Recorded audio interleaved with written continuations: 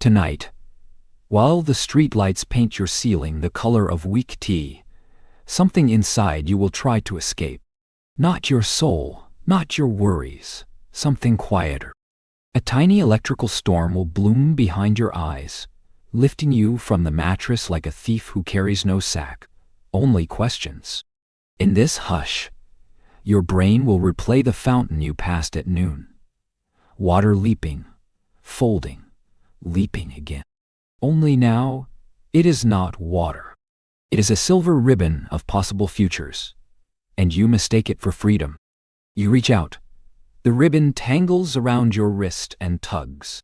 For 8 seconds you hover between worlds.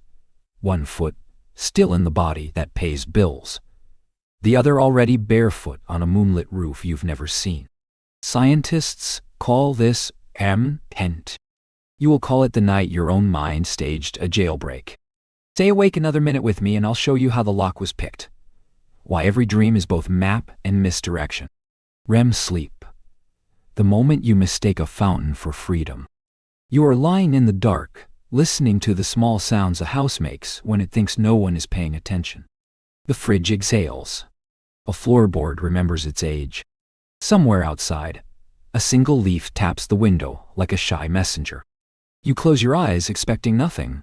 Beneath the skin of your eyelids, a slow tide is already turning. The day you just lived, emails, traffic, the cashier who called you ma'am when you still feel 19 has been folded, spindled, and slipped into a briefcase made of neurons. Your brain is not shutting down. It is clocking in for the night shift. Somewhere in the folds of your cortex, a librarian with insomnia is sorting the day into keep and discard. The fountain you passed at noon? Tagged with a fluorescent sticker that says review at midnight. Minute by minute, the room around you recedes. Blanket grows heavier, as if someone is gently pouring sand across your ribs. Your breathing lengthens, a tide pulling out, exposing smooth, wet sentences you didn't know you carried. You are not falling asleep. You are being lowered into it, like a diver who trusts the rope. At the edge of this descent, your thoughts start to loosen their grammar. The word fountain detaches from the stone basin and begins to drift. It becomes a sound, fua, then a shape, then a promise. You do not notice the shift, because noticing is a daylight skill. Instead, you feel the soft tug of something opening, like the moment you realize a locked drawer has been unlocked the whole time. Scientists, those polite cartographers of the invisible, have mapped this first threshold as stage 1. But no map prepares you for how it feels. The sudden sense that your mind is a cathedral whose stained glass windows just flared to light. Colors you have no names for bloom across the inside of your skull. You are not asleep. You are between. And then, in the hush, your body jerks, just once, like a dog dreaming of rabbits. Your heart hiccups. For a second, you are back in the room, embarrassed, as if someone caught you eavesdropping on yourself. But the embarrassment melts, because the room itself is melting. The ceiling sags into a sky you have never seen. The blanket is no longer blanket. It is a field of warm wind, lifting you. You do not know that your brain just fired a single burst of acetylcholine, the way a match is struck once to light a candle. That match will burn all night, guttering, flaring, guttering. You only know that the fountain is back. It stands in the middle of a town square you have never visited, yet recognize the way you recognize your own handwriting in a childhood diary. The water leaps, pauses, leaps again, each arc a question. Why do you return to places you've never been? Why does the heart race when the body is still? The square is empty, except for you and the fountain. Cobblestones gleam like wet piano keys. Somewhere behind you, a church bell counts. 1, 2, 3, but the numbers dissolve before you can trap them. You step closer. The water smells of cut grass and electricity. You dip your hand. It is neither warm nor cold. It is the temperature of memory. And suddenly, You understand this is not water. It is time itself, poured into a shape your mind can hold. Each droplet is a second you will never live again. Yet here they are, recycled, offered back to you like coins for a toll you forgot you paid. You cup your palms. The time pools, trembles, then slips through your fingers the way stories slip through the cracks of a conversation. In the waking world, your body has gone still. Your muscles are locked in a gentle paralysis, the night's first kindness. If someone opened the door and whispered your name, you would not answer. They would find you peaceful, almost smiling. They would not see the square, the fountain, the way you are learning to read the alphabet of spray. On the edge of the square, a narrow street appears, lit by lamps that flicker like fireflies with steady jobs. You follow it because dreams are countries where roads appear only when you decide to walk. The cobblestones are soft under your bare feet. They give slightly, like the spines of old books. With every step, the air grows thicker, scented with something between lilac and solder. You do not question it. In dreams, the nose is the last skeptic to fall. Behind you, the fountain keeps singing, not with water's voice, but with the sound of 1,000 pages turning at once. You glance back. The arcs are higher now. Silver ropes lassoing the moon. You feel the tug again, gentle but insistent, like a child pulling on your sleeve to show you something wonderful. You almost turn around. Almost.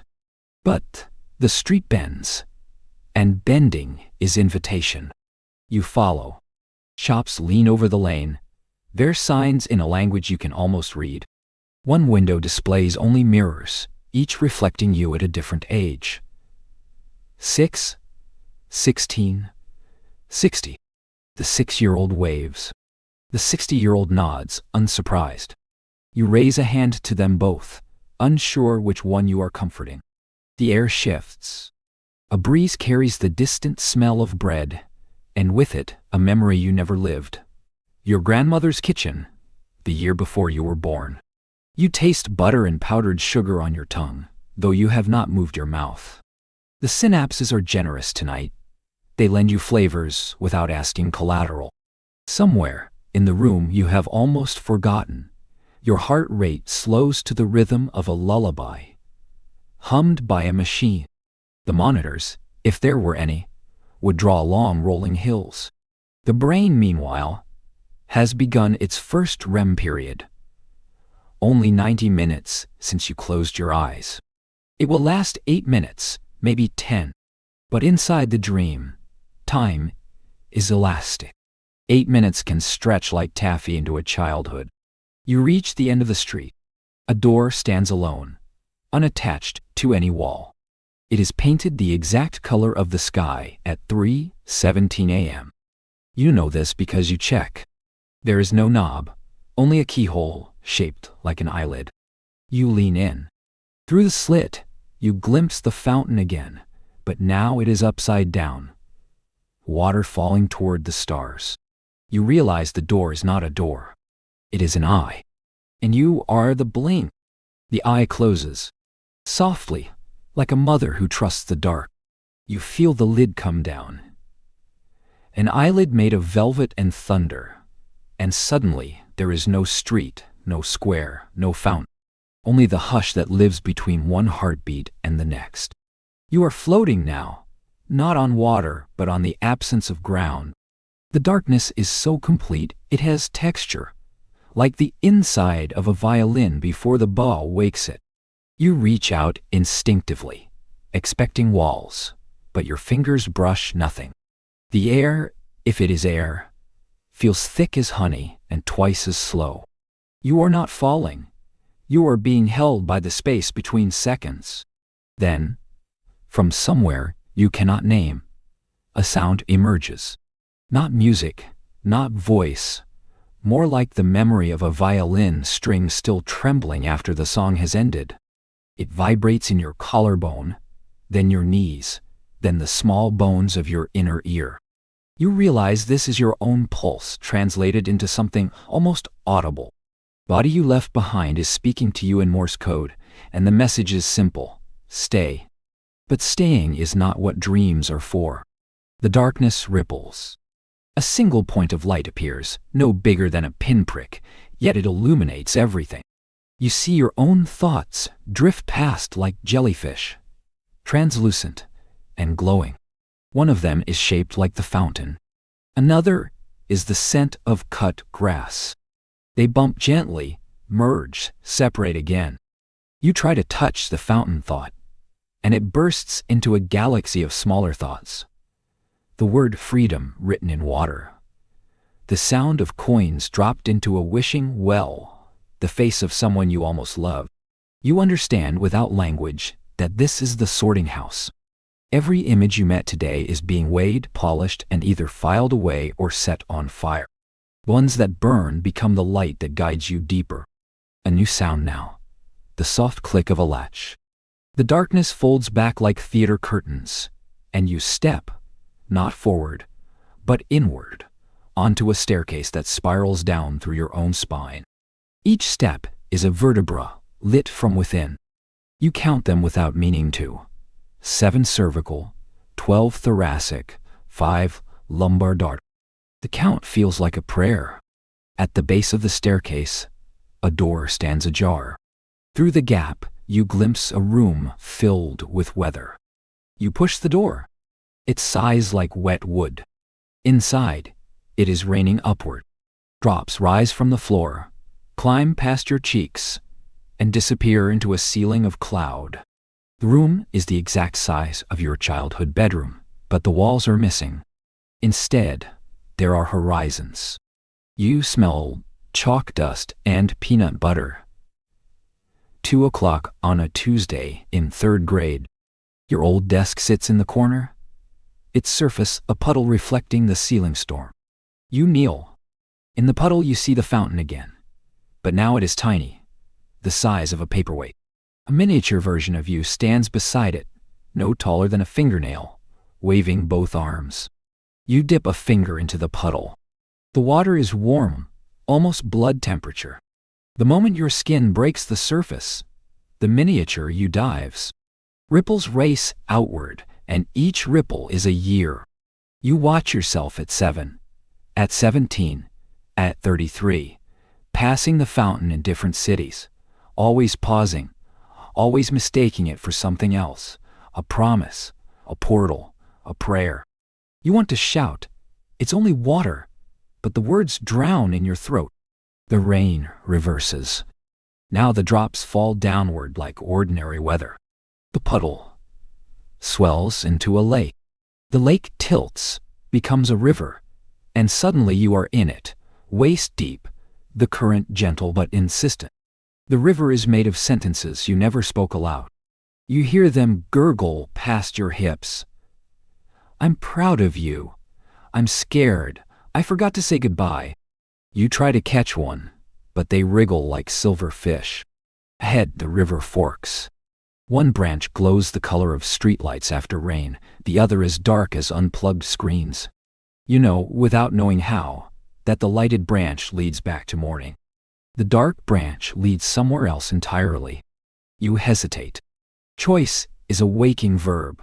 Dreams prefer verbs like drift, yield, unfold.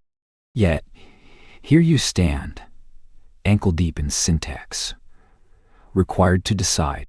From the lighted branch, you hear an alarm clock practicing for dawn. From the dark branch, you hear the fountain again. No longer water, but a choir of hinges opening.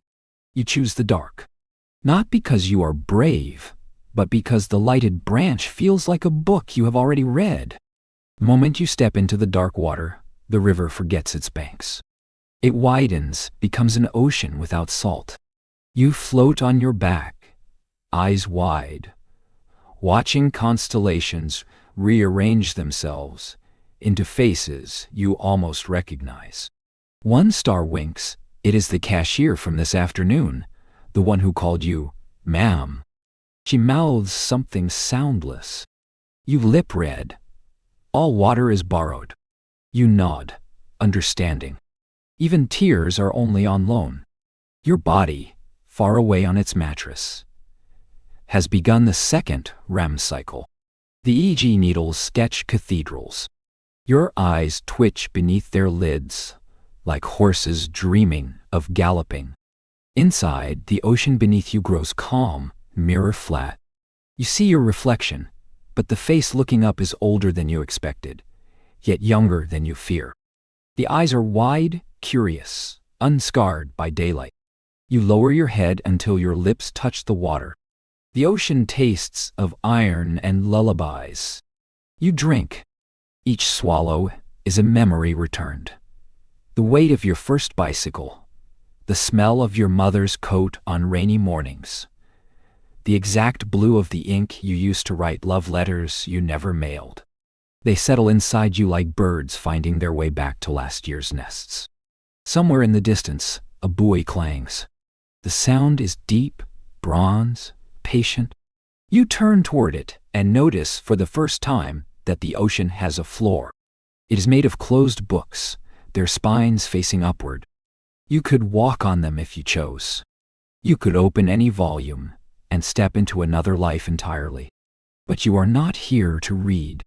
You are here to remember how to drift. Buoy clangs again. Each clang is a heartbeat translated into fog.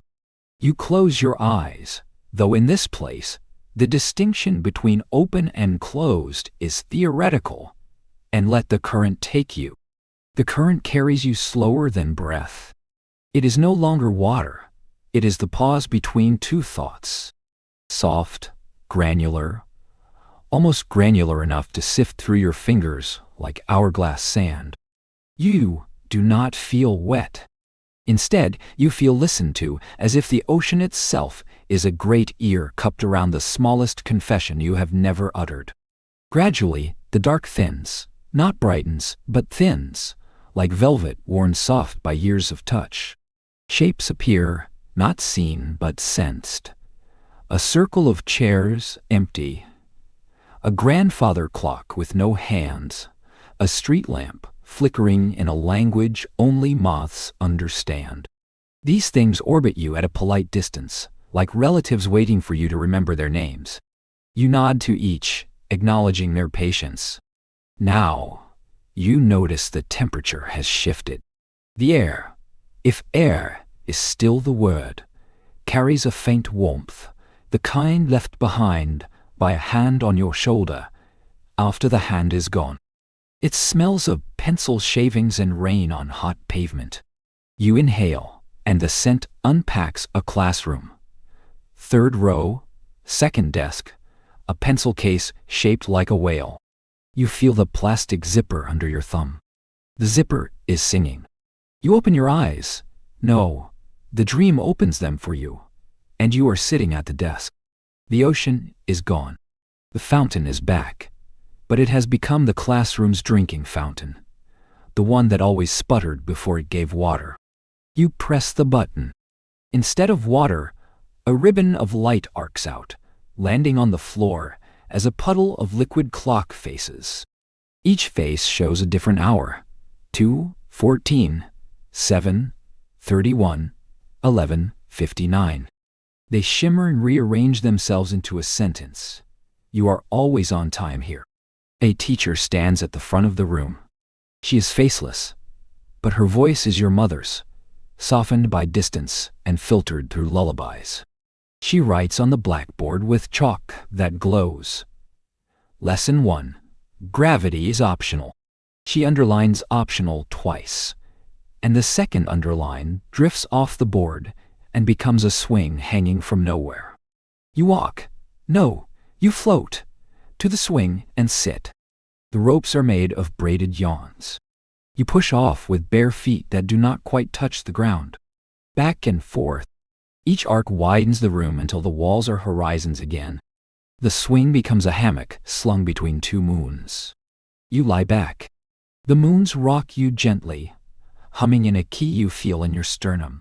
Their lullaby is made of facts. Your blood travels 60,000 miles every night. A single neuron can hold a memory for 70 years. The brain consumes 20% of everything you eat. You listen.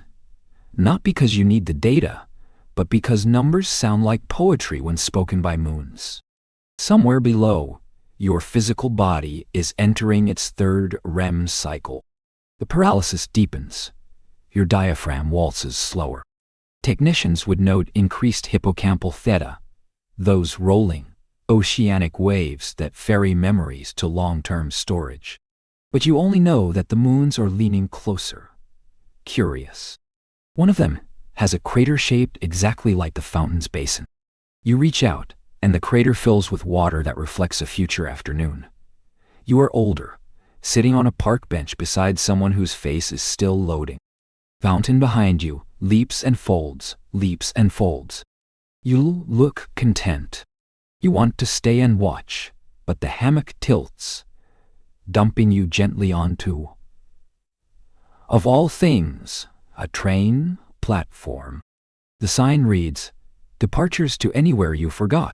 Steam curls around your ankles, smelling of cinnamon and ozone. A conductor approaches. His ticket punch is a fountain pen. Each hole it bites becomes a tiny star that drifts upward and sticks to the ceiling of the station. He nods. Familiar. You've ridden this line before. You search your pockets for a ticket and find not paper, but a handful of fountain water. It trembles in your palm like mercury. The conductor smiles. No teeth, just kindness, and touches the water with one finger. And it unfolds into a ticket printed on liquid glass. Destination. The moment you mistake yourself for someone else. Valid. One night only. You hand it over. He stamps it with a sound like a kiss on the forehead. The train arrives before you hear it. Its cars are made of translucent sleep. You can see the passengers' dreams glowing inside them like lanterns. One passenger is learning to waltz with gravity. Another is editing the color blue. A third simply weeps light. You board. The seats are upholstered with the hush that falls after a library closes. You sit. The train sighs and moves, not forward but inward. Through the window, scenes scroll. The classroom again, but now the desks are boats. The ocean again, but now it folds into an origami swan. The fountain again, but now it pours upward into a sky that drinks it like a thirsty child. Each image lasts the length of a blink. You feel them land somewhere behind your eyes, like letters slid under a door. The train rocks you until your thoughts lose their edges and become watercolor. You are not drowsy. You are already asleep inside your sleep. A Russian doll of rest. A voice, yours, but softer, whispers from the ceiling speaker. Next stop, the gap between heartbeats. You nod. You have always wanted to visit. The train slows, not with brakes, but with a lullaby in reverse. The doors slide open onto a platform that is simply a pulse of light. You step off. The gap is smaller than you expected.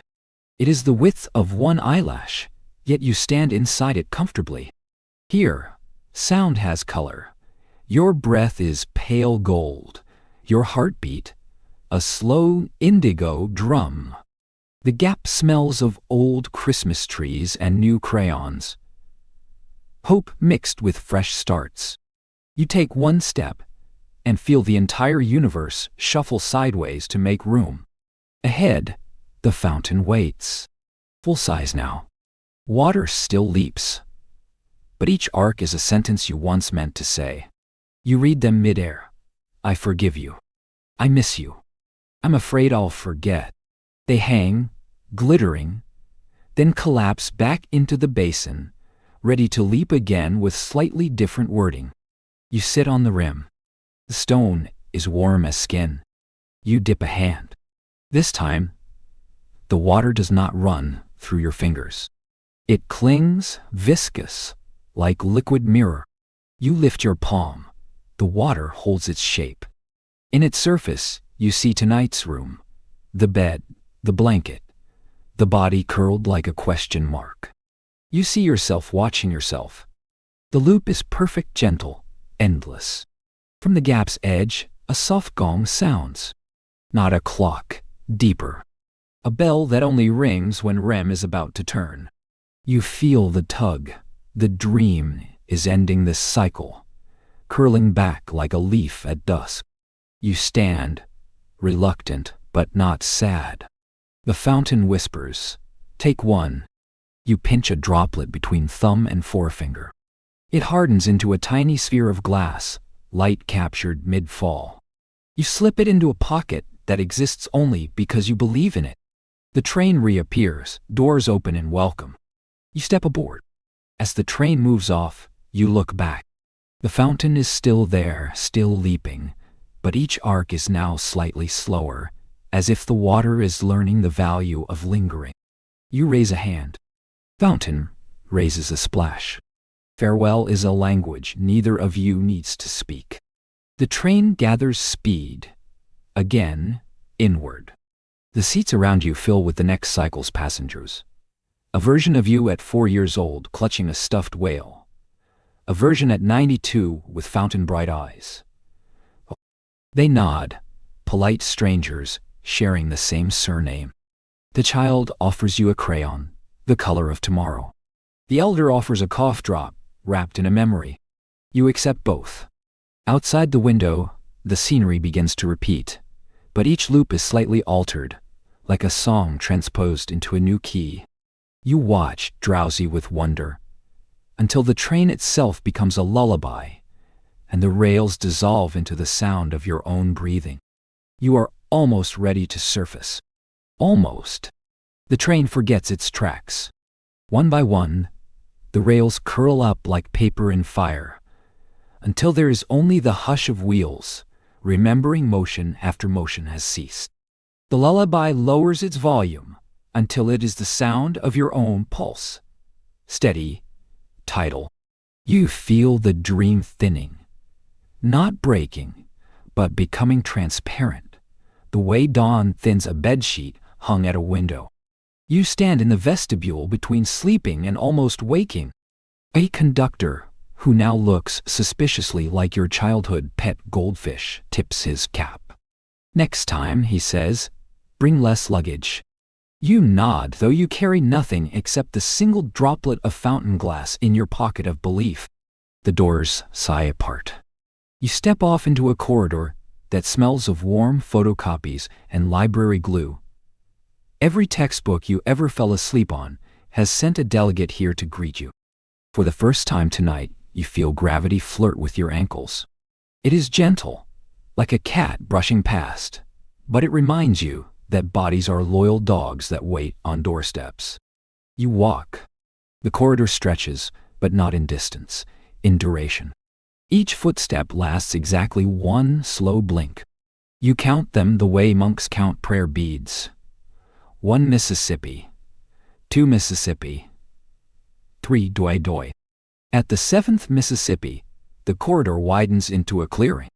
There is no roof, only a sky the color of closed eyelids, softly glowing from within. A single tree grows here. Its trunk is made of vertebrae stacked like river stones. Its leaves are fountain arcs frozen mid-leap. You sit beneath it. The ground is mossy with muffled alarm clocks, all set to the same impossible hour. 4:47 a.m. The moment REM is deepest and the heart is lightest. You lean against the trunk. The bark hums, a low theta rhythm you feel in your molars. If you had an EG sticker back there, it would trace lazy cine waves, the signature of hippocampus gossip. Memories, today's raw footage, are being spliced, trimmed and filed into trailers for future dreams.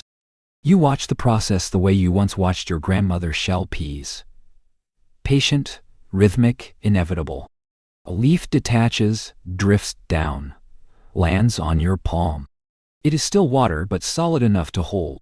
Through its surface you see the classroom again, but time has sped up. Desks multiply, dissolve, become office cubicles, then hospital beds, then the park bench from the earlier vision. Each scene lasts a heartbeat. You are not frightened. You have seen time-lapse flowers, and no speed does not mean death. The leaf crumbles into mist. From the mist, a figure steps. She is you, but with eyes the color of unanswered email. She carries a clipboard, labeled, "Pending Regrets." You smile because dream logic forgives bureaucracy. She sits beside you, crosses her legs the exact way you do when you pretend to listen, but are actually composing grocery lists in your head.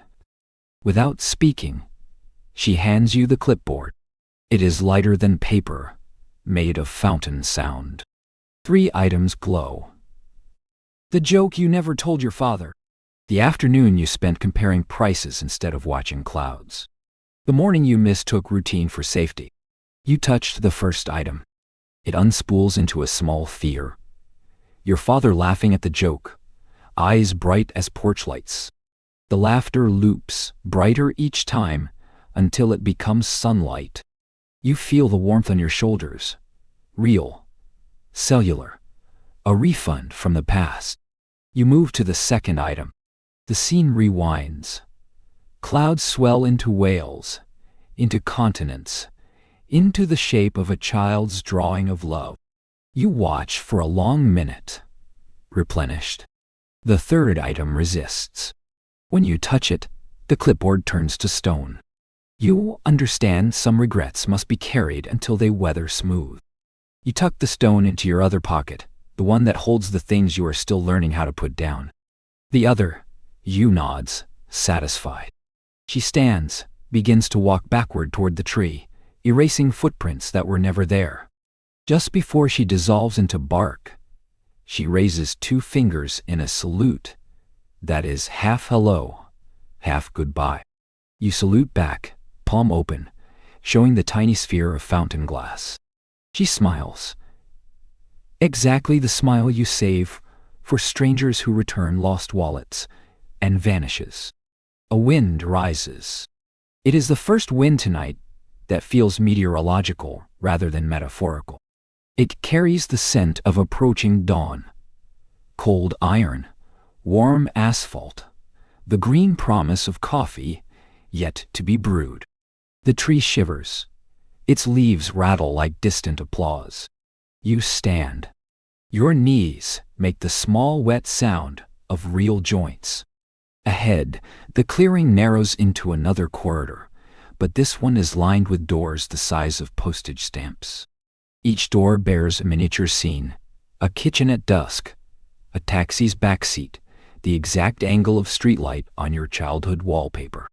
You know, because dreams grant encyclopedic certainty, that behind each door waits a microdream, a 2-second sequel to some earlier scene. You could open them all, binge-watch the night's outtakes. But the sky above has begun to pale from eyelid purple to the tender gray of almost morning. You have only 1 pocket left, and it is already full. You choose 1 door at random, taxi back seat, rain stippling the window. You press it with a fingertip. The door swings inward, and you step through, not into the taxi, but into the sound of rain itself. It surrounds you, gentle, percussive, a lullaby of tap-dancing droplets. You stand in it, fully clothed, and feel every drop land on your skin like a period at the end of a sentence you didn't know needed ending. When the rain stops, you are back in the clearing. The sky is now the color of paper held up to candlelight. Birds you cannot name begin to practice scales. You feel the dream contract, the way lungs prepare to exhale. Yet there is one last place to go. The tree lowers a branch, offering its highest leaf. You climb, not difficult, because gravity is still only flirting, and sit astride the branch. From here, you can see the entire night laid out like a city seen from a plane, descending at dawn. The ocean, the train, the classroom, the fountain, all tiny, glowing, interconnected by threads of data rhythm. You understand the map is not of places but of feelings. And every thread ends at the same coordinate. You. You take the glass droplet from your pocket. It has grown warm, pulsing faintly, like a firefly that believes it is still alive. You hold it up to the lightning sky. Inside, the captured fountain leaps in slow motion, each arc a thank you note written in liquid. You whisper, actually whisper, into the sphere. I saw you. The droplet trembles, then evaporates, leaving only a cool spot on your palm that feels like the ghost of a tear you cried in another life. The branch beneath you softens, becomes the mattress you left hours ago. The tree folds into ceiling, leaves into shadows. The clearing shrinks until it is the size of a single heartbeat. You lie back. Above you, the sky has become the inside of your own eyelid, now lit by the first shy photons of morning pressing through the curtains. Somewhere in the waking house, a kettle begins to think about whistling. Your body, loyal patient, prepares to renegotiate the alphabet of muscle and bone. But there is a pocket inside your chest that still holds the stone regret, the sunlight laughter, the whispered, I saw you. They will travel with you into daylight, polished smoother by the commute, the grocery line, the afternoon meeting that could have been an email. You take one last breath of dream air, scented with chalk dust and unposted letters, and let the tide of morning pull you up. Not violently, gently, like a mother lifting a sleeping child from the car. As you rise, you feel the final gift of REM, the subtle rearrangement of synapses, the quiet certainty that tonight's fountain will still leap tomorrow, but the way you mistake it will be new. Your eyes open to the dim room. 4:47 a.m. The alarm is still 23 minutes away. You lie still, feeling the last threads of theta fade. In the silence, you swear you hear a distant splash, water returning to itself, followed by a soft click, as if the night librarian has just closed the final drawer. You smile without knowing why. Today, when you pass the fountain at noon, you will pause. You will not mistake it for freedom. You will recognize it as something rarer, a nightly rehearsal for becoming whole. Morning has not arrived yet, only its rehearsal. The room is still a charcoal sketch, edges soft, colors waiting for permission. You lie on your back, the last theta waves ebbing from your temples, like warm bathwater, circling the drain. Your body feels heavier than it did at midnight, but it is the good heaviness of fruit that has ripened overnight. You do not move. You let the pieces of yourself drift back like boats returning to a dock after high tide. Somewhere behind your sternum, the stone regret has already begun to soften.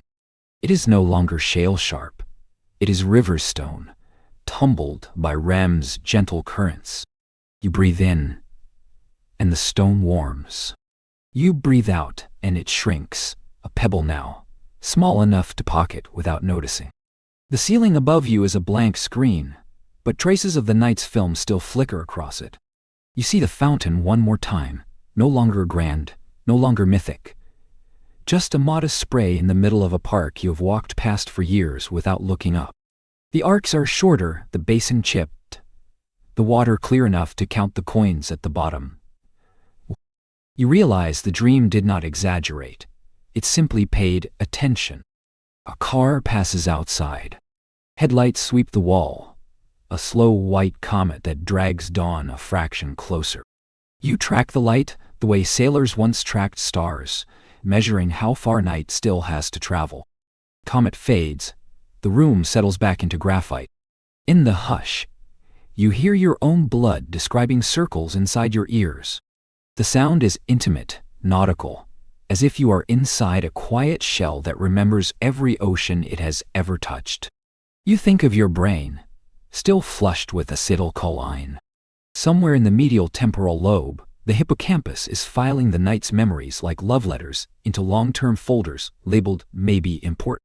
The prefrontal cortex, which spent the evening mostly offline, is rebooting with the slowness of a librarian's first cup of coffee. You picture tiny clerks inside your skull, stamping each dream fragment. Received, acknowledged, altered slightly to fit the narrative of you. Your left foot twitches. A single motor neuron has fired, testing whether the paralysis of REM has fully lifted. It has. The foot settles back against the sheet, and with it comes the first true sensation of skin against cotton. You catalog the feeling, the way a potter catalogs clay. Cool, slightly damp, forgiving. The body is ready to reclaim its citizenship in the waking world. Yet you delay. Not out of reluctance, but out of reverence. Tonight you visited a country that issues no passports, yet stamps every traveler forever. You want to stand on the jet bridge between worlds a moment longer, breathing both climates at once. From the kitchen, the refrigerator clicks on. An ordinary sound, but tonight it carries the dignity of a gong. You listen to its hum and realize it is the exact pitch of the train you rode hours ago. Everything echoes.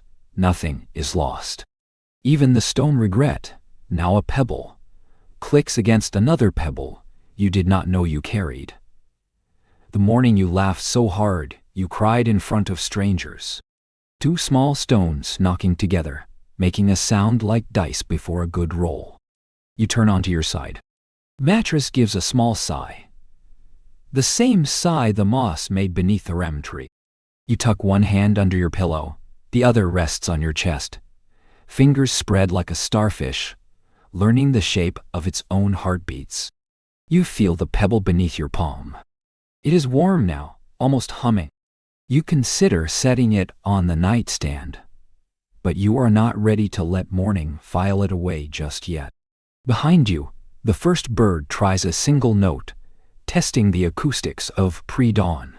The note is tentative, watery, but it lands inside your ear like a promise. You picture the bird's throat vibrating, a miniature fountain of sound. You wonder if birds dream, if somewhere in their walnut-sized brains, they too revisit rivers of light, mistake them for sky. Your phone lies face down on the dresser. If you flipped it over, you would see the time. 5:02. You do not flip it. Instead, you begin the slow inventory of returning. Toes, ankles, knees, hips, spine, shoulders, neck, jaw. Each joint sends up a flare of presence. Here. Present. Dot. Accounted for. It is a quiet roll call after a night of leave. Somewhere in the city, a bakery switches on its ovens. The smell of yeast drifts 2 blocks and slips through the cracked window. It smells like forgiveness baked into carbohydrates. You inhale, and the smell becomes a breadcrumb trail you could follow all the way back to the EM clearing if you chose. You do not choose. You choose to stay here in the almost morning, where the dream is still a warm coal you can hold without burning. You think of the people you love. You see them sleeping in their own rooms, each adrift on their own REM oceans. You hope their fountains leapt kindly tonight. You hope their regrets soften faster than yours. You send the thought outward like a paper boat on the quiet between houses. It is only a thought, but thoughts have mass in dreams, and sometimes they arrive heavier than intentions. The ceiling brightens a shade. Now you can make out the shape of the lamp, the curve of the closet hand. The world is reassembling its edges. You close your eyes, not to return to sleep, but to say goodbye properly. Behind your lids, the darkness is no longer velvet but watercolor, thinning with every heartbeat. You whisper, not aloud, thank you. The dream does not answer in words. It answers with the sensation of cool hands smoothing the hair back from your forehead. You open your eyes. 5:09. Close enough to morning to be honest. You swing your legs over the side of the bed. The soles of your feet meet the floor like old friends who were never angry, only waiting. You stand. For one dizzy second, the room tilts, unsure which world owns you. Then balance returns, gentle as a hand at your elbow. In the bathroom mirror, Your reflection looks both older and younger than yesterday. The eyes are swollen with sleep, but behind the swelling is a quiet sheen, as if they have been rinsed in fountain water. You splash your face. The water is colder than the dream's river, but the shock is welcome. It reminds you that sensation is a translation, and every translation loses something and gains something else. You towel dry. The pebble is still in your pajama pocket, tapping against your hip as you walk to the kitchen. You set the kettle on the stove. While it gathers its voice, you open your hand. The pebble is no longer stone. It has become a small glass marble, clear at the center, swirling with silver like captured moonlight. You roll it across your palm, watching the swirl. Inside, if you look closely, you can still see the fountain, tiny, perfect, leaping. Kettle sings. You pour coffee. The steam curls up, carrying the scent of another morning you once dreamed about. You sit at the table. Outside, the sky has reached the color of washed denim. Birds are full chorus now, trading fountain arcs of sound above the rooftops. You lift the marble to the light. It catches a sunbeam not yet visible to the rest of the world. For an instant, the beam refracts across your kitchen wall, painting a small moving rainbow, the exact width of a sigh. You watch it until it fades, then slip the marble into the pocket of today's jeans. You will carry it through meetings, traffic lights, grocery aisles. It will knock softly against your keys, reminding you that beneath every ordinary minute, another country is still awake. And tonight, when the room again dims to eyelid purple, the marble will warm, the pebble will remember it. It was once a river, and the fountain will leap, not for freedom, but for the joy of being seen. Dawn finishes its dress rehearsal and steps into full costume. The window glass warms. The marble in your pocket warms with it. You sip coffee, still barefoot, tasting the faint metallic echo of REM, like water that has slept in copper pipes. Outside, the street is a slow exhale.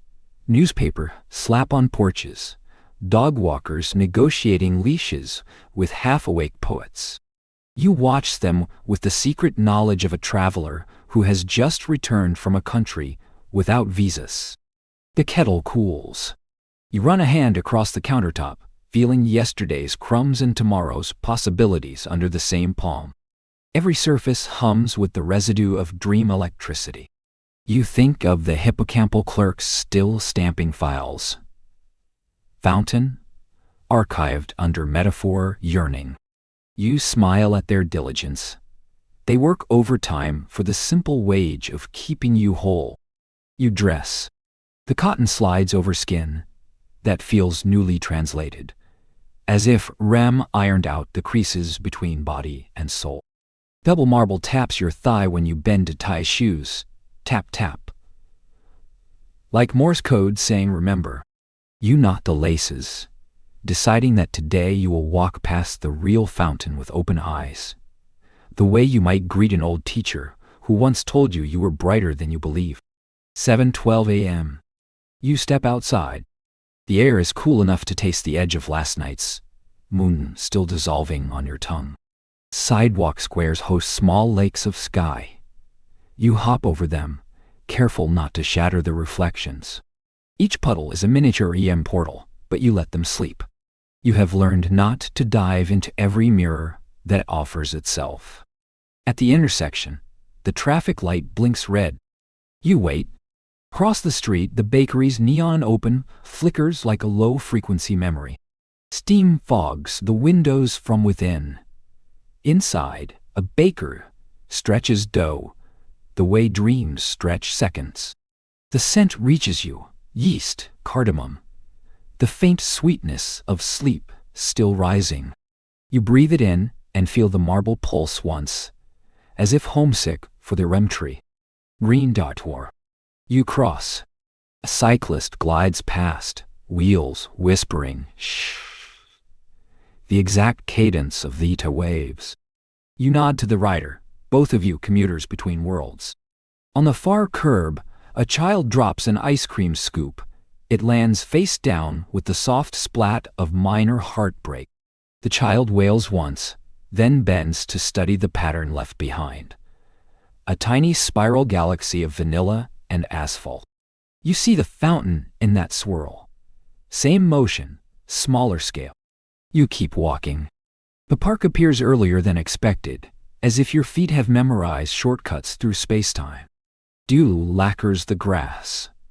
Each blade wears a droplet-like contact lens. You enter through the gate that always squeaks a minor third. Today it squeaks a lullaby. Ahead, the real fountain waits exactly where dreams promised. Stone basin, bronze spouts, water leaping and collapsing in the same eternal conversation. You sit on the rim. The stone is cooler than dreamstone, but the leap is the same. You watch tourists toss coins. You watch pigeons conduct job interviews with crumbs. None of them know you have already visited this water in a language that has no nouns. You slip a hand into your pocket, roll the marble between thumb and forefinger. It is warmer now, as if proximity to its full-size twin excites it. You close your eyes, not to dream but to listen. The fountain's voice is lower here, more mortal. A constant small thunder. Behind it, you hear the REM echo. The ocean folding into swan, the train moving inward, the classroom desks floating like paper boats. All of it layers under the present moment like double exposure. You realize memory and perception are two children, sharing one swing. When one flies forward, the other arcs back. A coin lands near your shoe. Copper, the year 2003. You pick it up. On one side, Lincoln's profile, calm as a librarian about to close. On the other, the tiny memorial building, columns perfect for hiding wishes. You rub the coin between fingers, still tasting sleep. You consider tossing it, then decide against ritual. Instead, you slip it into the same pocket as the marble. Let metal and glass talk among themselves. A jogger circles the fountain twice. Sneakers, slapping wet applause. On the second lap, she meets your eyes and smiles the way strangers smile when they both remember the same song. You have never seen her before, yet her smile fits like a dream, proper turn to the right set. She passes. The moment lingers, warm coin against thigh. You stand. The sun has climbed high enough to fracture in the spray. Rainbows scatter like children released from school. One lands on your wrist, small and trembling. You watch it for the count of 3 breaths, then lift your arm so the light migrates to your cheek. For an instant, you wear color the way some people wear memory. Your phone buzzes. Calendar reminder. Meeting 9:00. You sigh not with dread but with the gentle recognition that the day, too, is a kind of dream, only slower. You begin the walk back, tracing your own footprints in reverse. They are already fading. Dew is democratic in its erasures. Halfway home, you pass the child again. The fallen ice cream has melted into a ghost-shaped stain. She is drawing in it with a stick. 3 arcs, a circle, a fountain. She looks up. You nod. She nods back, solemn as a curator. Neither of you speaks. You both know the language of temporary sculptures. Back inside your apartment, the kettle's chrome reflects your face. For a moment, you see yourself doubled. One face inside the metal, one face outside. The metal face blinks first. You raise the marble between you and your reflection. The sphere catches the overhead bulb and projects a coin-sized rainbow onto your cheekbone. You grin. The reflection grins back, but its eyes hold a glint of the night's silver river. You pocket the marble again, pour fresh coffee. The steam writes brief sentences in the air. Remember, remember. Then dissolves. You sip. Bitter, bright, necessary. You carry the cup to the window. Outside, the street has thickened with commuters. Each carries their own invisible marble, their own pocketed regret, their own nightly fountain. You watch them the way a lighthouse watches ships. Without judgment, only the quiet wish that they, too, found some water to drink and some light to keep. 8:47 a.m. You rinse the cup, grab keys, step into shoes that smell faintly of dew and bakery spice. The day waits, patient as stone, mutable as water. You close the door behind you, feeling the marble knock once against the coin. A small, private clink. The sound of yesterday's dream shaking hands with today's. You reach the office earlier than usual. The elevator hums a note that matches the marble's pulse in your pocket. Low, steady, forgiving. Inside the car, the mirrored walls multiply you into a small chorus of selves. One checking his phone, one smoothing his collar, one staring at the ceiling like it might open into a classroom of floating desks. You nod to them all. They nod back. Conspirators in last night's alchemy. 7th floor. The corridor smells of toner and yesterday's carpet shampoo. Fluorescent lights buzz at 60 hertz, a frequency just shy of the TIA, close enough to make your eyelids flutter in memory. You walk to your cubicle. The chair spins once, half greeting, half lazy pirouette. Before you sit, the monitor wakes with a soft blue yawn. You glance at the clock in the corner. 8:58. 2 minutes to the meeting. 2 minutes still inside the pocket of morning where anything can be rewritten. In those 2 minutes, you open the drawer where you keep emergency tea, spare pens, and a tiny cactus named Horace. Horace has grown a new nub since Friday, a single green comma. You touch it the way you once touched the fountain spray. Gently, aware of boundaries. The nub is firm, alive, already practicing how to hold water inside itself. You think of the hippocampal clerks again, filing Horace under evidence of continuity. The calendar reminder pops. Quarterly review. Conference room B. You close the drawer and walk. Conference room B has no windows, only a long table, the color of overcast sky, and a projector that always forgets its own name. Colleagues file in, their faces soft with caffeine and yesterday's leftover dreams. You recognize the signs. The woman who keeps blinking like she's clearing fog from an inner windshield. The man whose laugh is too loud, as if compensating for silence he met at 3 a.m. You wonder what their fountains look like. The meeting begins. Spreadsheets bloom on the wall, numbers marching like disciplined ants. Your turn to speak arrives sooner than expected. You stand. Your voice comes out calm, almost melodic, and you realize you are hearing it from the same inner balcony where you watched the dream city recede at dawn. The sentences arrange themselves without effort.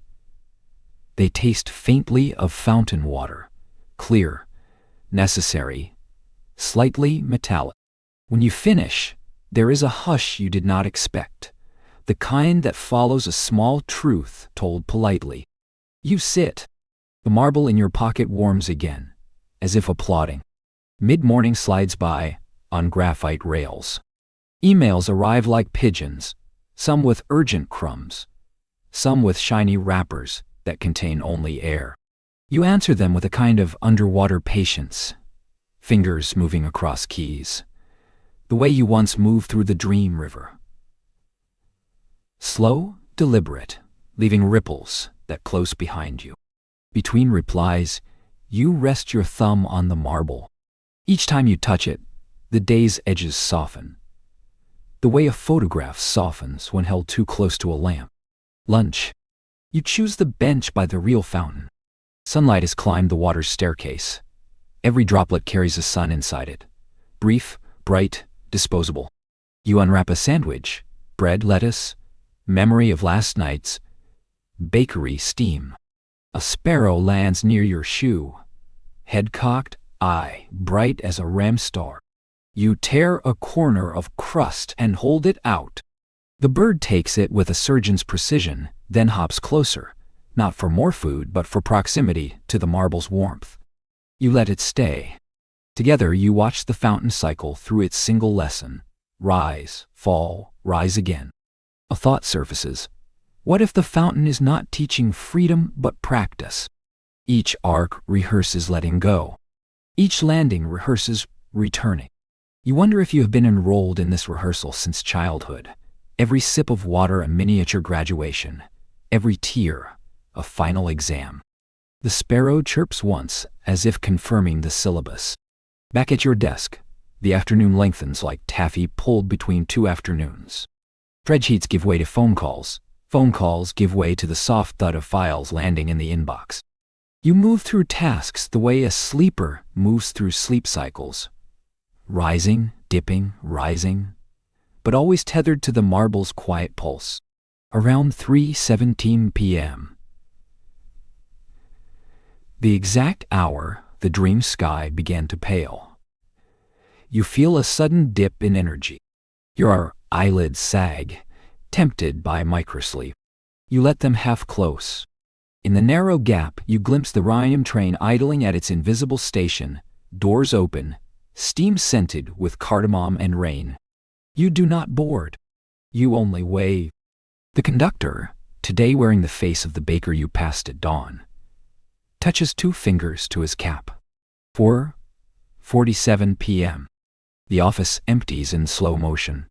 You linger, letting the quiet settle like dust on a piano after the lid is closed. You open the drawer. Horace the cactus stands unchanged. But beside him, you notice something new. A single drop of water balanced on one spine. It cannot be real. The plant was dry this morning. Yet, there it is, trembling, perfect. You touch it with the tip of your finger. It rolls onto your skin, cooler than memory, warmer than doubt. You lift it to the light. Inside, the fountain leaps once.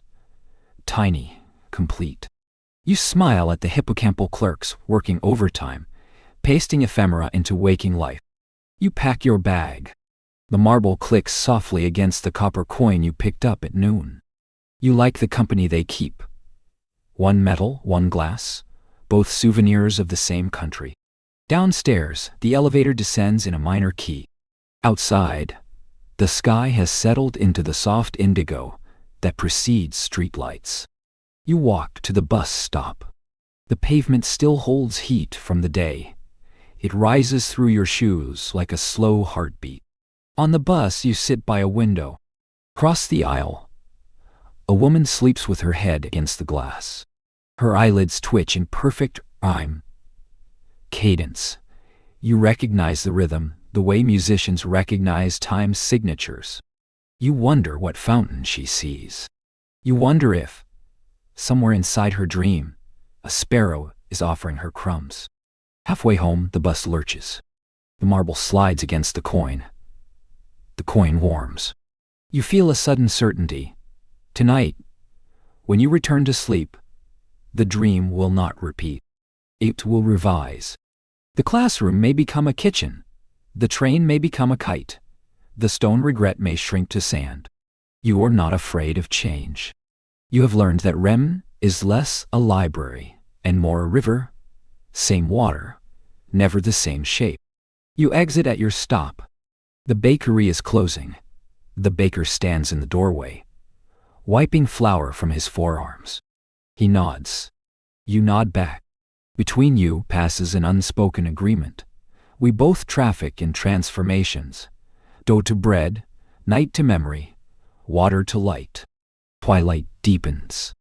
Street lamps ignite one by one, each a small sun setting in reverse. You walk the last block slowly, letting the day settle like sediment in a jar. At your building's entrance, you pause. You take the marble and the coin from your pocket, hold them to the lamplight. The marble glows softly. The coin reflects a warped, golden version of your eye. You slip them back. They are not relics. They are seeds.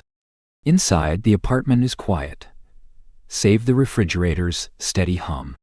You set your bag down, kick off shoes, pad to the bedroom. The curtains are open. The window frames a rectangle of night still wet with stars. You undress, each piece of clothing falling like a shed skin. You stand naked for a moment, feeling the air move over the same body that rode data waves hours ago. Nothing has changed. Everything has been rearranged. You pull back the sheet. The mattress remembers your shape like a well-read page. You lie down. The ceiling is dark, but you can feel the night's archive hovering just above it, waiting for the lights to dim. You close your eyes. Behind the lids, the darkness is already gathering its props. You do not rush it. You breathe in 4 counts. Hold 2, out 6. An old lullaby for the nervous system. Somewhere in the folds, the fountain is rehearsing tomorrow's leap. The train is polishing its rails. The tree is growing another leaf. You greet them in advance, the way old friends nod across a crowded room. Sleep comes not as a curtain, but as a tide. First the ankles, then the knees, then the slow, delicious lifting of the mind from its moorings. As you drift, you feel the marble settle against your thigh, the coin cool beside it. They will stay with you tonight, witnesses to whatever revision arrives. You smile into the dark. Somewhere behind your smile, the hippocampal clerks roll up their sleeves. The night shift begins again. You surface slowly, the way a swimmer rises through warm water, letting each layer of pressure peel away. The room is darker than last night. Clouds have swallowed the moon, and the street lamp outside is a dim, diffused coin behind the curtain. Your body is already half dissolved into the mattress. You feel the exact moment when the last finger of waking life lets go. The corridor is waiting, the same corridor that ends in the clearing, that begins wherever you are. Tonight it smells of cedar and ozone, as if lightning recently walked through wood. The floor is cool underfoot, but the coolness is friendly, the temperature of river stones polished by centuries of apology. You do not walk. The corridor walks you, gliding beneath your soles like a moving walkway in a silent airport. Doors slide past, small postage stamp doors, larger postcard doors, one the exact size of a childhood diary. None open tonight. They are closed for inventory, the clerks busy elsewhere. You keep moving until the corridor widens into the clearing, but the clearing has changed. The REM tree has doubled. 2 trunks twist around each other like dancers who cannot decide who leads. Their leaves are no longer fountain arcs, they are tiny mirrors, each reflecting a different hour of the same Tuesday. You sit between the trunks. The ground is carpeted in soft static, white noise made tactile. It crackles gently under your palms. The sound of a radio finding a station that exists only between stations. You close your eyes. Without vision, the static becomes a voice. Not words, but cadence, like a lullaby, hummed by someone who once held you and forgot to stop. When you open your eyes, the mirrors have angled toward you. You see 12 versions of yourself seated in a circle, each at a different age, each holding an object from that year. 6-year-old you clutching a crayon the color of the sky before it knows it is blue. 15-year-old you with a bus ticket folded into a paper crane. 30-year-old you cry. None of them speak. They simply breathe in unison. And every breath makes the mirrors ripple like water disturbed by a skipped stone. You understand the agenda. Tonight is inventory night. The clerks have wheeled out the archives, laid them in concentric circles, and invited you to audit. You start with the crayon. 6-year-old you extends it. The wax is warm, as if recently held to the sun or pressed against a heartbeat. You take it. The color is not named yet. It is simply the sensation of horizon. You draw a single arc in the air. It hangs, glowing, then drifts down and lands on the static carpet, where it sprouts into a small hill the color of nostalgia.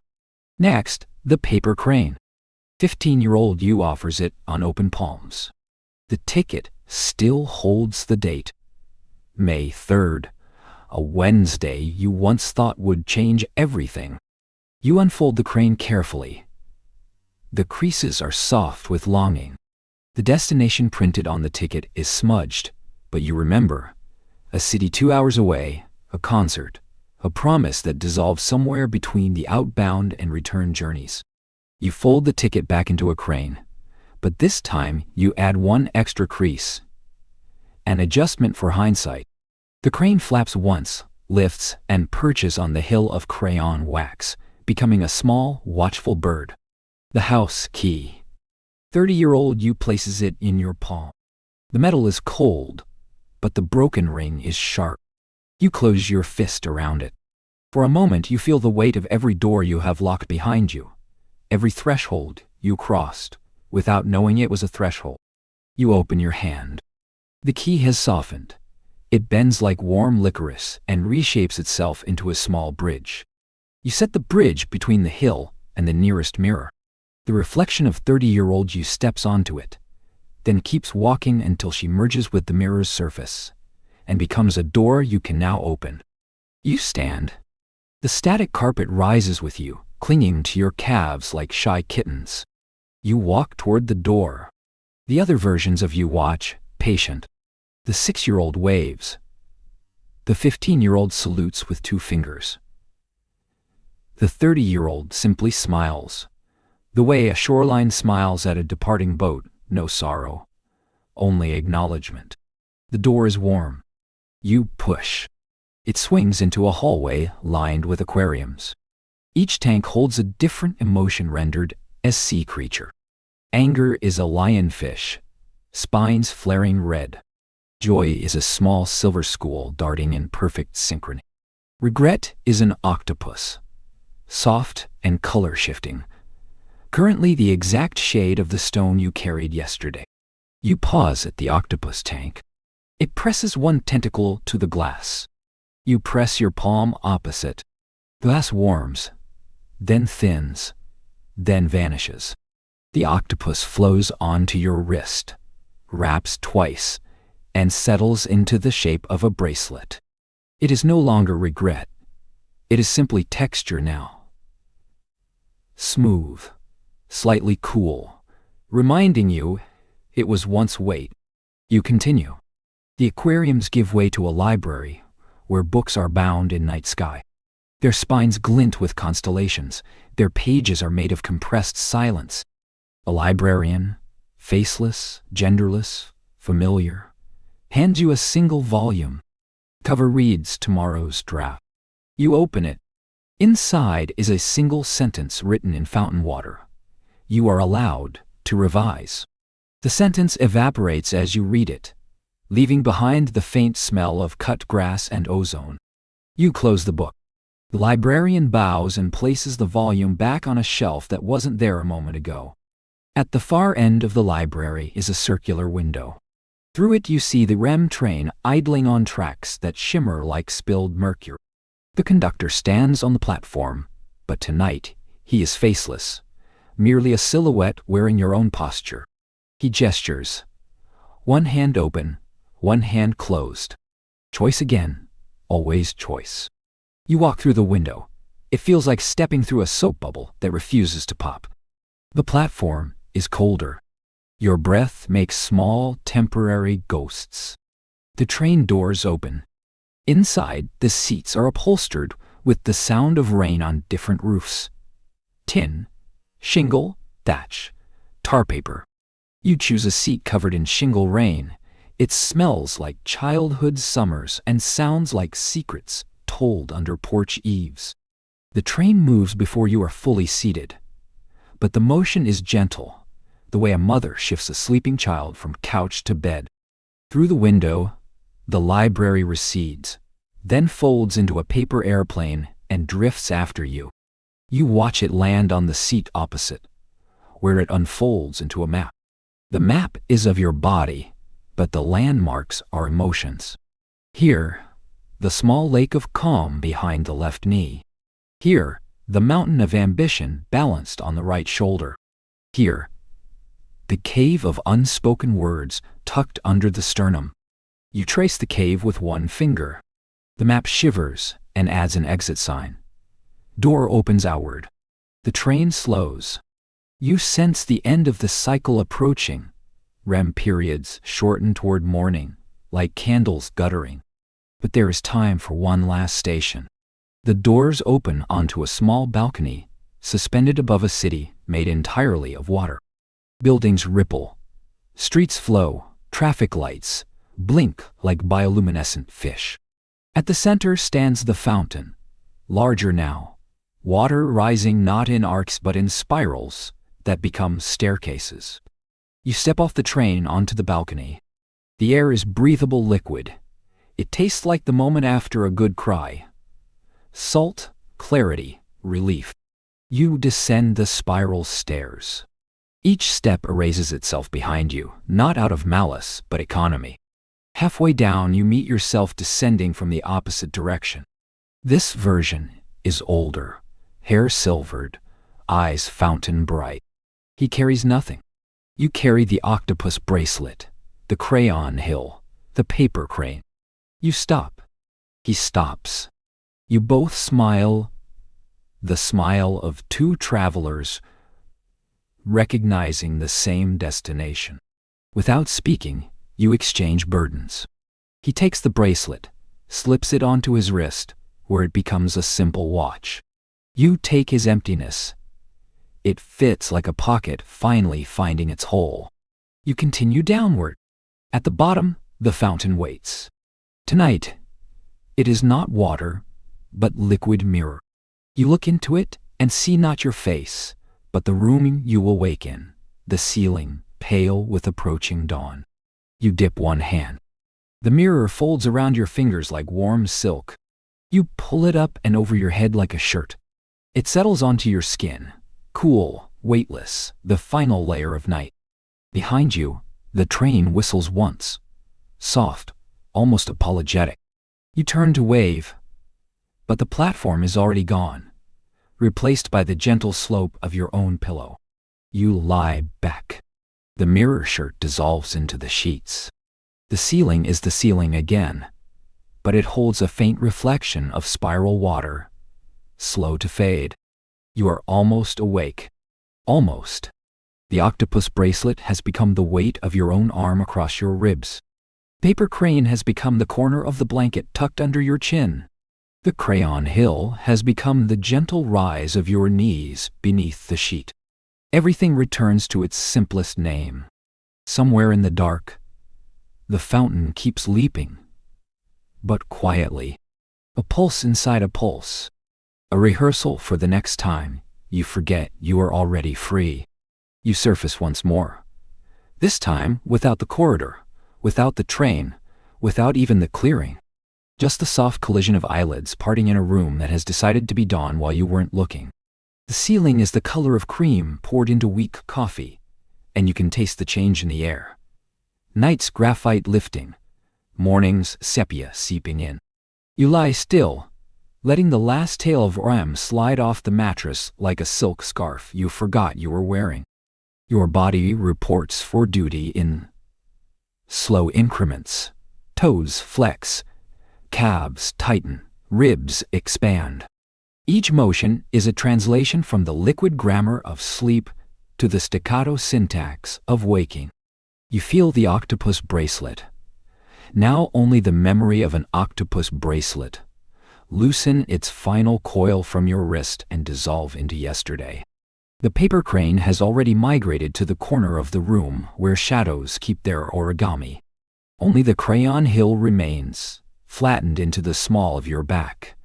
A warm pastel bruise of nostalgia you will carry all day without complaint. You sit up. The marble is no longer in your pocket. It has lodged itself behind your left eye. A tiny lens tinting the world the color of horizon before it knows it is blue. Everything you look at today will have that edge of possibility. Door frames slightly taller, street signs humming minor chords, strangers carrying unlit lanterns behind their irises. You accept the tint the way you accept new prescription lenses. Wobble, then wonder why you ever saw any other way. The floor is cool, but not unfriendly. You pad to the bathroom.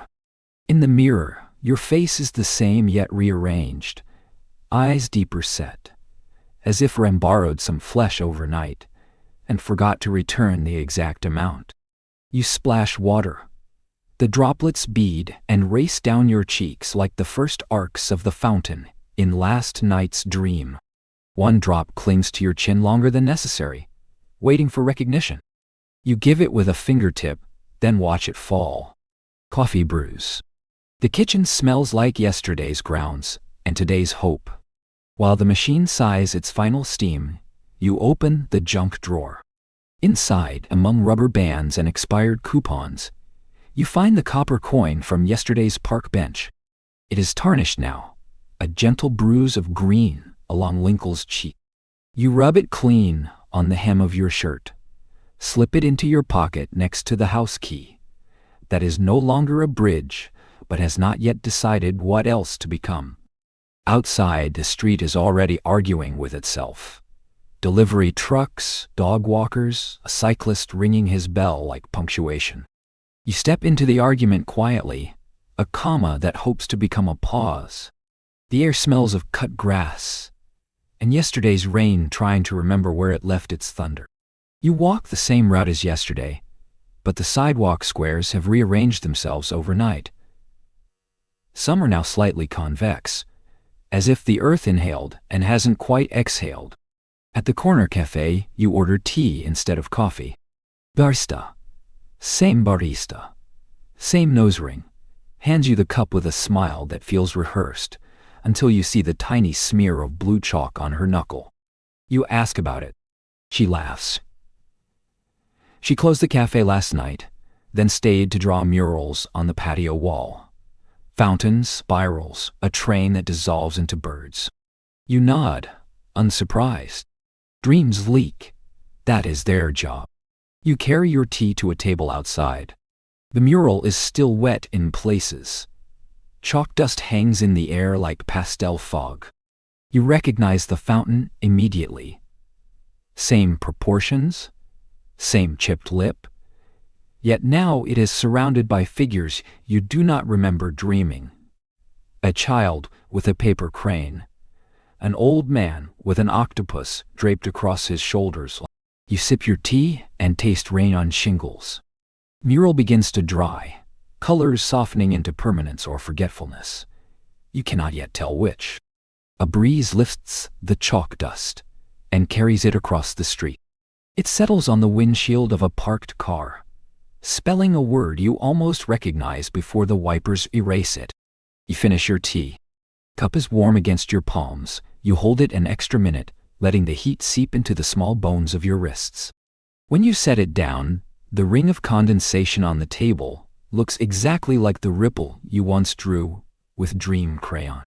Midday arrives without ceremony. You eat lunch at your desk, scrolling through emails that now arrive with small subtitles. This one is urgent, this one is only pretending. You answer them with the calm of someone who has watched time fold itself into swans and trains. Between sentences, you glance at the copper coin beside your keyboard. It has begun to sweat tiny green tears onto the wood. You wipe them away gently. Even regret deserves witness. The afternoon is a long exhale. Reports, meetings, the soft click of keyboards, knitting the company's future one cell at a time. You contribute your row of stitches without urgency. Every now and then, you feel the marble behind your eye shift, adjusting focus. Once, during a budget discussion, you see the conference room wall ripple like the surface of REM water. You blink, the wall solidifies. No one notices. 5:47 p.m. You power down the monitor. The screen's last image lingers, a spreadsheet cell highlighted in fountain blue, before it winks out. You pack your bag slowly, the way dreamers pack when they know the train will wait. In the elevator, Muzak plays a song you once slow danced to, in a dream whose partner you never saw. You hum along, off-key but sincere. Outside, Dusk is a bruise blooming from the east. You walk to the park. The fountain is busy with the evening shift. Couples photographing their reflections, children chasing pigeons that refuse to be caught. You sit on the rim again, same spot. The stone is warmer today, sun-soaked. You take the copper coin from your pocket, rub it once, then flick it into the water. It spins, flashes, sinks. A small circle of ripples travels outward, meets the larger ripples of falling water, cancels them perfectly for one heartbeat. You watch until the circles smooth back into ordinary motion. You stay until the lamplight overtakes daylight. Then you stand, brush stone dust from your jeans, and begin the walk home. Behind you, the fountain keeps leaping, but quieter. Pulse inside the city's pulse. A rehearsal for the next time you forget you are already free. Tonight, you will not search for dreams. You will simply lie down and let the water rise to meet you. The marble will warm behind your eye. The coin will cool at the bottom of the fountain. And somewhere between the two, you will find the exact hinge where night folds into morning. No longer a door. No longer a question. Only the soft click of everything returning to its simplest name. The night arrives so gently, you suspect it has been rehearsing since noon. Curtains breathe in the open window. Streetlight paints slow gold across the ceiling. You lie down without ceremony, palms open, ankles uncrossed. The posture of someone who has learned not to clutch at the dark. Behind your eyelids, the backstage crew is already at work. Curtains of acetylcholine rise. The hippocampus dims the house light. Somewhere, a stagehand strikes a single match of Vita rhythm, and the familiar hush unfurls. Tonight the corridor does not appear. Instead, the room itself tilts, and you slide, not forward but inward, until the mattress becomes the mouth of a cave you have visited only in languages without verbs. The cave is soft, lit by bioluminescent commas of thought. They hang in the air like hesitant fireflies, waiting for a sentence to complete them. You reach out. One lands on your fingertip and dissolves into the word, remember. The word tastes faintly of copper and chalk. You swallow it. It becomes a small coin spinning down your throat, lodging behind your heart where yesterday's regret used to sit. A breeze moves through the cave. No, not breeze. Breathing. The cave is breathing you. Each inhale draws the past forward. Each exhale pushes the future back. You are the pause between, the comma inside the lung. On the inhale, you smell the bakery at 4 a.m., the inside of your grandfather's coat pocket, the exact dust that rose when you first opened your high school yearbook. On the exhale, all of it drifts away, leaving only the taste of your own name dissolving like sugar on the tongue. Gradually, the cave widens into a shoreline. The sand is not sand, it is pulverized minutes, some coarse like gravel, some fine like flour. You kneel. Each grain is warm. You let them run through your fingers the way you once let fountain water slip away, but slower, as if time has reconsidered its hurry. Where the sand meets the surf, the waves are made of mirror. They break without sound, leaving brief reflections of your face at different ages. 6, 16, 61. The faces do not speak. They only blink in perfect synchrony, like a row of streetlights coming awake. You walk into the surf. The mirrored water folds around your ankles, then your knees, then your waist. It is neither cold nor warm. It is precisely the temperature of realization. With each step, the reflections disperse, scattering into silver fish that dart ahead, forming a path.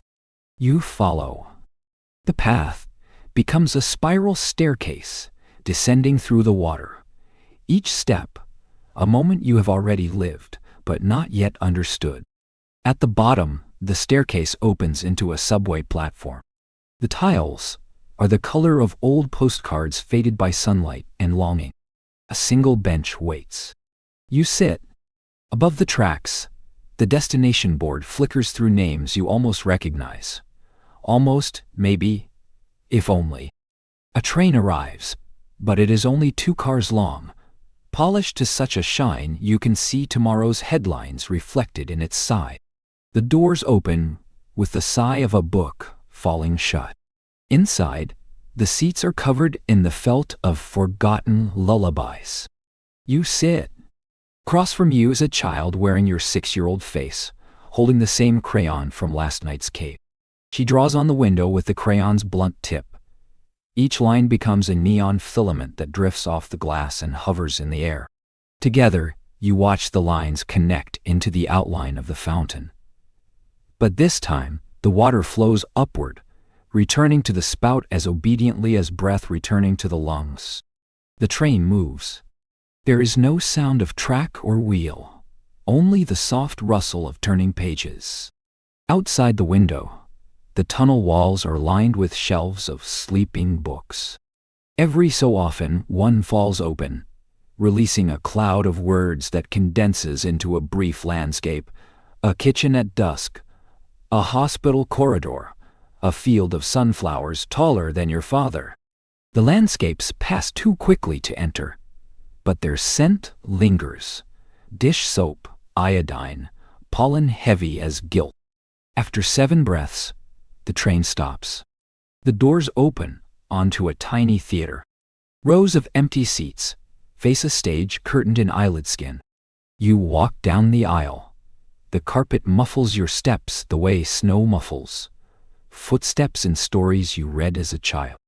On the stage, a single spotlight reveals the fountain, but it is made of glass so thin you can see the darkness through it. Water still leaps, but each drop is a syllable you have never spoken aloud. They rise, hesitate, fall back into the basin with the soft click of consonants finding vowels. You step onto the stage. The glass fountain is taller than you remembered, its lip level with your heart. You place both palms against it. The glass warms instantly, then softens, then yields, folding around your hands like liquid sleeves. You feel the syllables traveling up your arms, ticklish, urgent, electric. When they reach your throat, they pause, waiting for permission. You nod.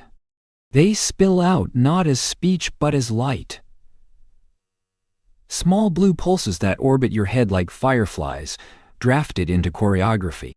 Pulses arrange themselves into a single sentence that hovers in the air between you and the empty seats.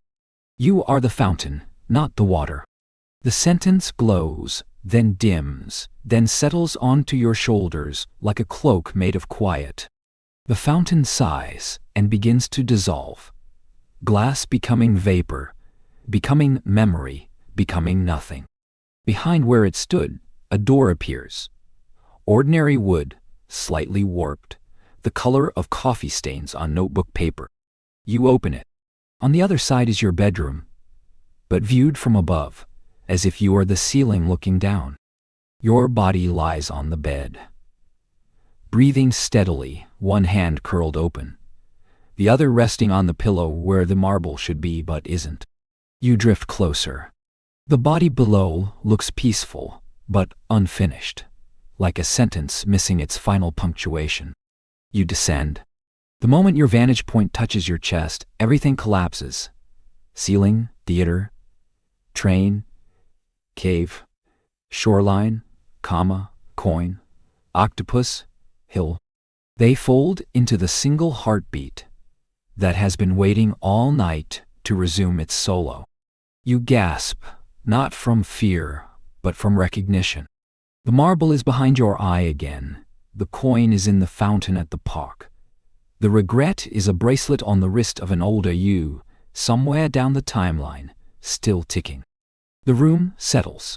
The curtains breathe once more, then still. A car passes, headlight sweeping the wall like a lighthouse that has run out of ocean. You lie still, counting the seconds until the alarm will clear its throat. You do not need to count far. In 4 minutes, the day will begin its ordinary magic. For now, you remain the comma inside the lung, the pause between heartbeats, the fountain rehearsing its next leap.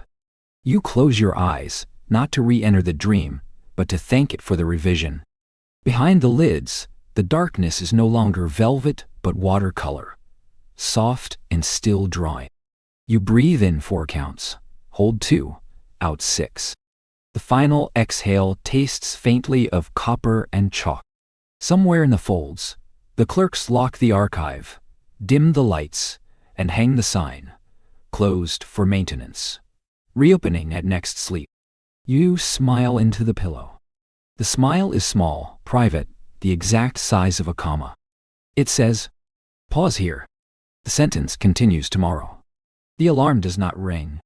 Instead, a single bird lands on the windowsill and tries one clear note. Bright, insistent, like a coin dropped into still water. You open your eyes to a room already dressed in mourning. There is no corridor left to walk, no train to board, no cave breathing you in. There is only the soft aftermath. Sheets warm from your body, air tasting faintly of cedar and chalk, and the small conviction that everything you needed to carry has already been packed inside your chest. You lie still. Behind your left eye, the marble has dissolved into a cool blue lens, tinting the ceiling the color of sky before it commits to blue. The copper coin is still at the bottom of the park fountain, trading stories with pennies older than smartphone. The octopus bracelet has become the pulse at your wrist, steady, soft, no longer clinging. You breathe once, deeply, and feel all 3 souvenirs settle like silt, exactly where they belong. 6:02 a.m. You swing your legs over the side of the bed. The floor greets your soles with the temperature of river stones that have forgiven winter. You stand. For a moment, the room tilts the way a boat remembers waves, then rights itself. You walk to the window. The bird is still there, head cocked, eye polished as obsidian. It chirps again. The sound is small, but it cracks the night open like a thumbnail pressed to foil. Outside, the street is already rinsed in pale gold. You watch a jogger pass, sneakers slapping wet applause on the asphalt. You watch the bakery's window steam up from within. You watch the fountain in the park, now only a thumbnail sketch between buildings, leap once, twice, then settle into its daily humility. None of these things need you to notice them, yet they all pause, politely, when you do. You dress slowly, choosing the shirt that feels most like skin. The cotton slides over shoulders that remember spiral staircases and glass fountains. In the mirror, your face is calm, the way a lake is calm after a single stone has been thrown, and the ripples have reached every shore it was ever going to reach. You comb your hair. Each stroke feels like arranging commas in a sentence that no longer needs punctuation. Coffee brews. The kitchen is quiet, except for the machine's soft, mechanical heartbeat. You pour a cup and carry it to the small table by the window. The steam rises in the shape of a question mark, then forgets its own curve and becomes simply steam. You sip. Bitter, bright, ordinary. You taste copper and chalk and something like forgiveness baked into carbohydrates. You do not check your phone. You do not open the news. You sit and let the morning assemble itself around you. The smell of yeast from the bakery, the distant sound of a delivery truck reversing, the slow swell of daylight across the floorboards. Everything is present tense now, and the present tense is enough. 7:15 a.m. You leave the apartment. The hallway smells of floor wax and someone's toast. The elevator arrives humming a minor third. You descend. The lobby is empty except for the janitor wiping last night's footprints from the marble. He nods. You nod back. Between you passes the unspoken agreement that floors, like memories, look better when someone takes the time to polish them. Outside, the air is cool, but no longer night cool. You walk the same route. Yet the sidewalk feels shorter, as if the city has agreed to meet you halfway. At Park Gate, you pause. The fountain is busy with its daylight audience. Commuters rinsing coffee breath, Children tracing ripples with sticky fingers. An old man feeding pigeons from a paper bag. You sit on the same rim. The stone is warm from sun and yesterday's coins. You close your eyes, not to dream, but to listen. The water speaks in the same syllables it spoke last night, but softer, content to be background music. You feel the marble lens behind your eye adjust, bringing the sound into focus. For an instant, you understand what the fountain has been saying all along. You were never the water. You were the motion. The sentence arrives without fanfare, then evaporates, leaving only the taste of morning on your tongue. You open your eyes.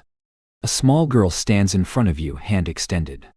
In her palm is a single copper penny, bright as new. Ja. She points to the fountain. You nod. She tosses the penny. It flashes once, disappears. He smiles wide and conspiratorial, then runs back to her mother.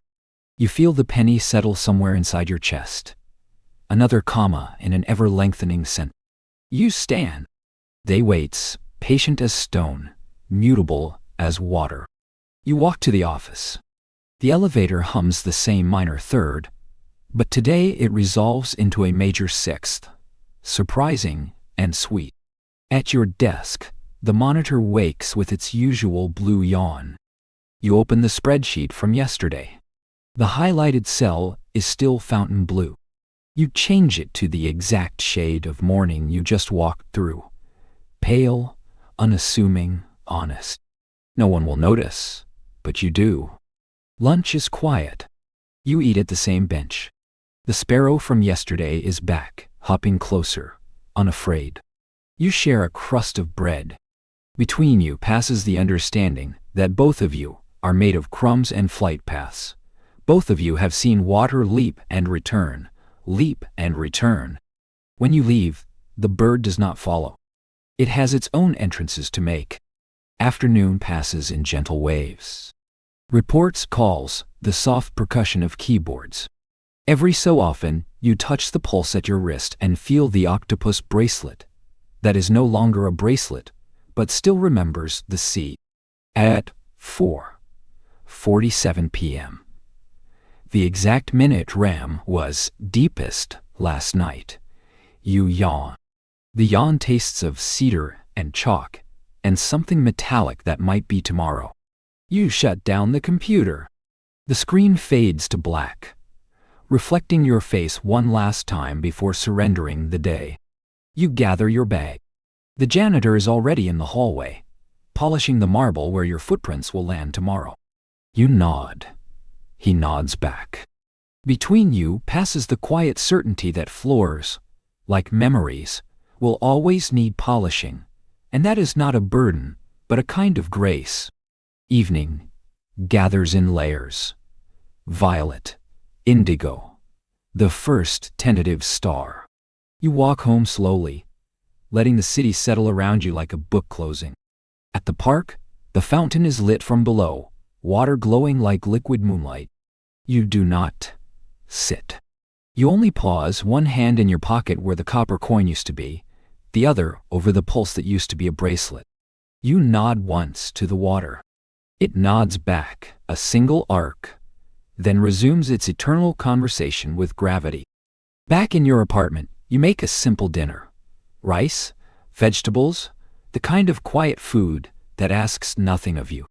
You eat by the window.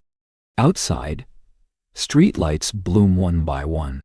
You watch them the way you once watched REM constellations, without narrative, only presence. After dinner, you wash the dishes slowly, feeling the warmth of the water travel up your arms like the first syllables of sleep. You shower. The water is the exact temperature of realization. You stand under it until today's dust and tomorrow's plans rinse away. When you step out, the mirror is fogged. You draw a single arc in the condensation, an open parenthesis waiting for its close. By the time you towel dry, the arc has vanished, but the parenthesis remains invisible, patient. You dim the lights. The room softens into sepia. You sit on the edge of the bed. You do not check the time. You do not set an alarm. You know the bird will come again, or the fountain will send its envoy in some other shape. You lie down. The mattress receives you like a well-read page receiving its bookmark. You close your eyes. Behind the lids, the darkness is already assembling its props. Corridors, trains, caves, classrooms, spirals, bridges, pennies, commas, fountains. They arrange themselves quietly, politely, knowing you will arrive when you are ready. You breathe in 4 counts, hold 2, out 6. The final exhale tastes of copper and chalk, and something like forgiveness baked into starlight. Somewhere between the inhale and the next inhale, the fountain begins its leap again. You do not need to watch. You are already inside the motion.